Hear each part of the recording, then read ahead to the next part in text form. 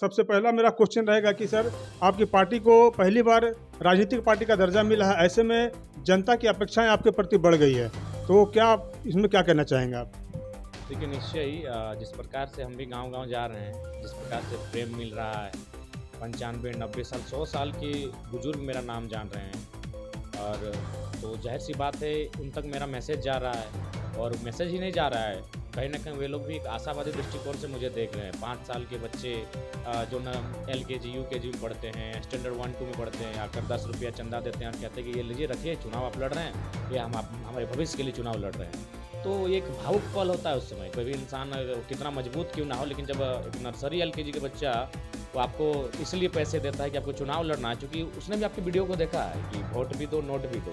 तो इसका मतलब स्पष्ट है कि आज एक विचारधारा के रूप में हम लोग हर घर-घर स्थापित हो चुके हैं और विचारधारा की कोई जात धर्म नहीं होती है, विचारधारा विचारधारा होती है। तो लिहाजा एक चुनौती भी है और साथ-साथ एक अपेक्षाओं में खरा उतरना कहीं न कहीं एक बहुत कठिन टास्क है हमारे लिए। तो निश्चय अगर हम लोग एक नए रोड मैप के साथ, एक नई राजनीतिक व्यवस्था परिवर्तन के साथ हम लोग इस राजनीतिक अखाड़े में आए हैं और अगर जीत हुई तो निश्चय ही हम लोग वर्तमान में जो राजनीतिक परिस्थितियाँ हैं और वर्तमान के जो राजनेता हैं, उनसे हम लोग बेहतर करने का प्रयास करेंगे। झारखंड में 14 लोकसभा सीट है, ऐसे में आपकी पार्टी कितनी लोकसभा में अपने प्रत्याशी को उतार रहे हैं? देखिए हजारीबाग, कोडरमा, चतरा, गिरिडीह, धनबाद, दुमका, पश्चिमी सिंहभूम और रांची, इन सीटों पर नाम लगभग कन्फर्मेशन हो चुका है। तो ज़ाहिर-सी बात है 6-7 सीटों पर हम लोग चुनाव लड़ने जा रहे हैं। राष्ट्रीय मुद्दों पर होने वाला चुनाव में आप स्थानीयता के मुद्दा को लेकर और युवाओं का रोजगार को मुद्दा को लेकर चुनाव लड़ रहे हैं, ऐसे में कहाँ तक आपको सफलता मिलेगी? देखिए सबसे पहली बात हम लोग राज्य के जो मतदाता हैं उनकी माइंडसेट को बदलने के लिए भी आए हैं। आज हमारे ही युवा वोट डालते हैं झारखंड में और पलायन कर जाते हैं दक्षिण भारत में। तो दक्षिण भारत से आप सीखिए ना भाई, वहाँ राष्ट्र मुद्दों पर चुनाव नहीं होते, वहाँ हमेशा मुद्दा क्षेत्रीय ही होता है। वो अपना सांसद, मजबूत सांसद चुनते हैं, मजबूत पार्टी चुनते हैं और वे लोग दिल्ली से उनके अधिकार को लड़के देते हैं, चाहे पक्ष में बैठकर हो चाहे विपक्ष में बैठकर हो। जो उनका अधिकार है वो गाँव तक चलाता है क्योंकि उनके पास मजबूत लीडर होता है। लेकिन हम क्या करते हैं, हम राष्ट्र के मुद्दों पर चुनाव वोट करते हैं। हम दिल्ली में राहुल गांधी जी और नरेंद्र मोदी जी को देखकर वोट करते हैं और हमारे जो एमपी होते हैं ये कहीं ना कहीं अगर ये नाकामा भी लोग होते हैं तो उनके नाम पर चुनकर चले जाते हैं और अपने प्रदर्शन वहाँ मतलब जो उनका प्रेजेंटेशन होता है वो कर ही नहीं पाते हैं। इसीलिए हमारा मानना है कि आज हमें एक अपने जो ग्राउंड स्तर पर एक बेहतर नेता चुनने की आवश्यकता है जो किसी दल में हो, विपक्ष के खेमे में बैठो या सरकार बनाने वाले खेमे में बैठा हो, वो हमारे अधिकार को निर्भीकता के साथ वहाँ प्रेजेंट कर सके। झारखंड में लगभग 60 से 65 लाख मुस्लिम मतदाता है, ऐसे में भारतीय जनता पार्टी हो चाहे इंडिया गठबंधन हो, एक भी मुस्लिम प्रत्याशी नहीं उतरी है, तो क्या ये राजनीतिक पार्टियां सिर्फ मुस्लिमों को वोट बैंक बनाकर रखना चाहती है?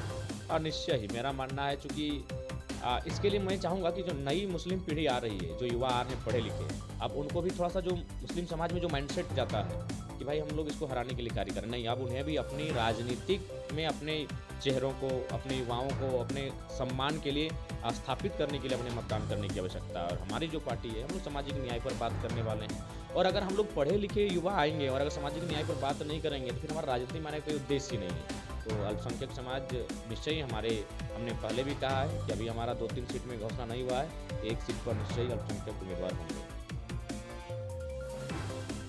कुछ लोग आप पर बाहरी भीतरी करने का आरोप लगाते हैं, तो ऐसे में तथाकथित बाहरी जो है वो आपको वोट क्यों देंगे? देखिए पहली बात मैंने शुरू से कहा है, हमने कभी बाहरी भीतरी का लड़ाई नहीं किया है। हमने ये तर्क दिया है कि जो बाकी राज्य हैं उन राज्यों की अपनी अपनी आइडेंटिटी है, अपनी अपनी पहचान है, उनकी भौगोलिक सीमा है और उस भौगोलिक सीमा, उस भूभाग में जो लोग रहते हैं, बसते हैं, उनका उस भूभाग में प्रथम अधिकार होता है। तो हमने भी वही तर्क दिया है जिस प्रकार तमिलनाडु वासियों का है, महाराष्ट्र मराठाओं का है, गुजरात वासियों का है, बिहार वासियों का है, तो झारखंड में प्रथम जो बात हो वो झारखंड वासियों का। तो हमने वही तर्क दिया है। हमने कभी बाहरी भीतरी की लड़ाई की बात नहीं कही, हमने स्पष्ट कहा है कि 2 आइडेंटिटी नहीं चलेगी, 2 पहचान नहीं चलेगा, 2 डोमिसाइल नहीं चलेगा, 2 वोटर कार्ड नहीं चलेगा। उस मुद्दे पर हम लोग आज भी स्टैंड है। जयराम दा, दिन भर में आप कितना सभा करते हैं और लोगों को कैसा रिस्पॉन्स मिल रहा है लोगों का? देखिए सबसे पहली बात, जहाँ हमारे लिए नेगेटिव भी होता है ना, वहाँ अगर हम अपनी बातों को रखते हैं 10-15 मिनट तो उन्हें अपने पक्ष में हम कर लेते हैं। अब कुछ हो, ये प्रकृति का कुछ है हमारे ऊपर, उस कारण मेरा प्रयास होता है कि मैक्सिमम सभाओं को किया जाए। जैसे बहुत सारे लोगों का प्रयास होता है कि रैलियाँ करना, रोड शो करना, लेकिन मेरा है कि छोटी छोटी नुक्कड़ सभाएं करना कम से कम, ताकि लोग हमें पसंद करते हैं हमारे विचारों के लिए। तो मेरे विचार अगर उन तक नहीं जाएंगे तो फिर हमारे लिए इनपुट बेहतर नहीं होगा। तो पर डे अभी अगर एवरेज माना जाए तो 15 सभाएँ हो जाती है। लोगों का रिस्पॉन्स कैसा मिल रहा है? बढ़िया रिस्पॉन्स मिल रहा है, हर एक वर्ग का रिस्पॉन्स मिल रहा है। बड़े बुजुर्ग सभी का रिस्पॉन्स अच्छा मिल रहा है कि चलो बेटा कोई तो है जो झारखंड के हित के लिए बात करता है, वरना सभी तो सिर्फ चुनाव जीत के जाते हैं, उनको ना कभी बोलते हुए सुनते हैं ना गांव में आते हुए दिखते हैं। आप कम से कम 2 साल से आपको वॉच कर रहे हैं और हम घर से हमेशा यूट्यूब में आपको देखते हैं, लेकिन ये आप पहली बार हमारे सामने आए, अच्छा लग रहा है। तो इस प्रकार से अच्छा रिस्पॉन्स मिलता है और वो कहते हैं कि झारखंड में आपके माध्यम से झारखंड में राजनीति का हम लोग भविष्य भी देख रहे हैं। गिरिडीह लोकसभा में 3 कुर्मी महत्व के बीच लड़ाई हो रही है। ऐसे स्थिति में आपको कहाँ पाते हैं त्रिकोणीय मुकाबले में?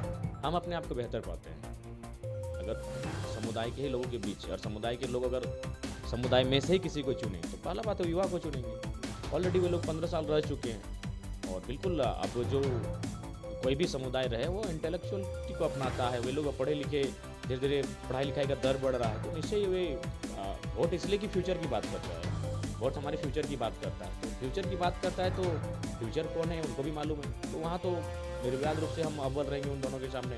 उसके बाद बाकी एक माइंडसेट बनता है जैसे जेएमएम के लिए कि अल्पसंख्यक और आदिवासी उनका वोट बैंक, तो ठीक उसी प्रकार बीजेपी का कि जो हिंदुत्व विचारधारा के लोग हैं वो उनका वोट बैंक, इस टाइप का उनको आइडियोलॉजी चलता है।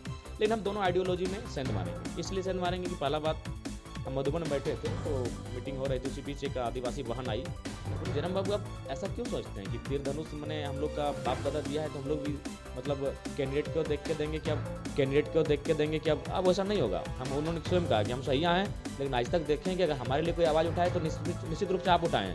इसलिए आप ऐसा संकोच मत कीजिए कि मतलब आदिवासी है तो तीर धनुष के साथ चले जाएंगे। आप अच्छा काम कर रहे हैं, आपके विचार अच्छे हैं, आप ही हैं जो जल जमीन जंगल की बात करते हैं, इसीलिए हम लोग सब आपके साथ जाएंगे। अल्पसंख्यक भी वही कहते हैं। आज पहली बार देखिए 23 साल के इतिहास में आज अल्पसंख्यकों को हमने वो सम्मान दिया जो किसी दल ने शायद कभी नहीं दिया होगा।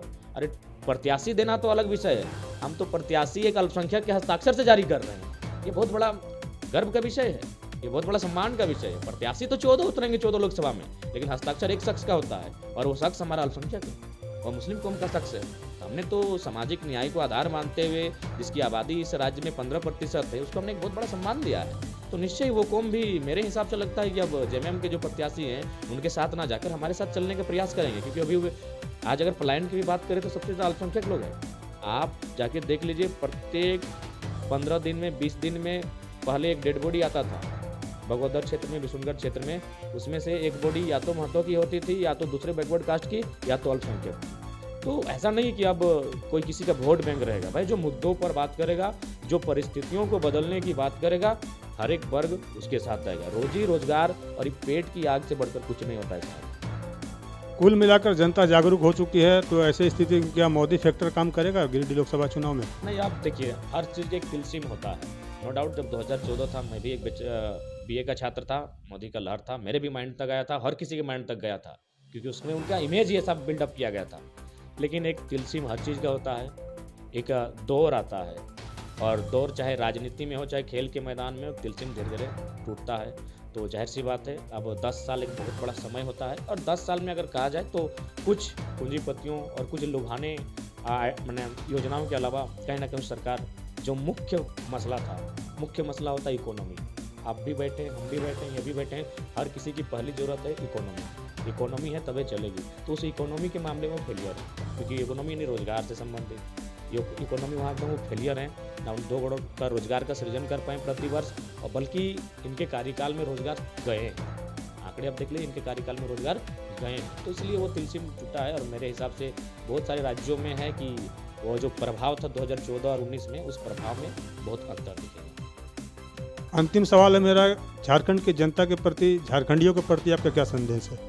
देखिए, हम तो झारखंडियों को संदेश यही देना चाहेंगे कि आज बहुत अरसे के संघर्ष के बाद हमें ये झारखंड राज्य मिला है, अतः हमारा प्रयास होना चाहिए कि उस राज्य को संवारने में हमारी भूमिका हो।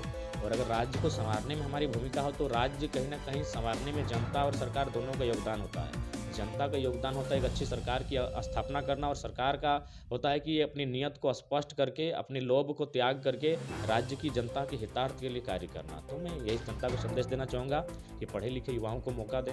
युवा केवल नायक क्यों बनेंगे, युवा विधायक बने। जब तक युवा राजनीति में नहीं आएंगे, राजनीति के परिदृश्य को नहीं बदला जाएगा। इसीलिए मेरा मानना है परिवारवाद से हटकर, पूंजीवाद से हटकर और जो पुरानी परंपराएं हैं राजनीति की, उन राजनीतिक पुरानी परंपराओं से हटकर नए नए युवाओं का चयन करे, उनका राजनीति में आने का रास्ता तैयार करे। ये इस राज्य के लिए बेहतर होगा।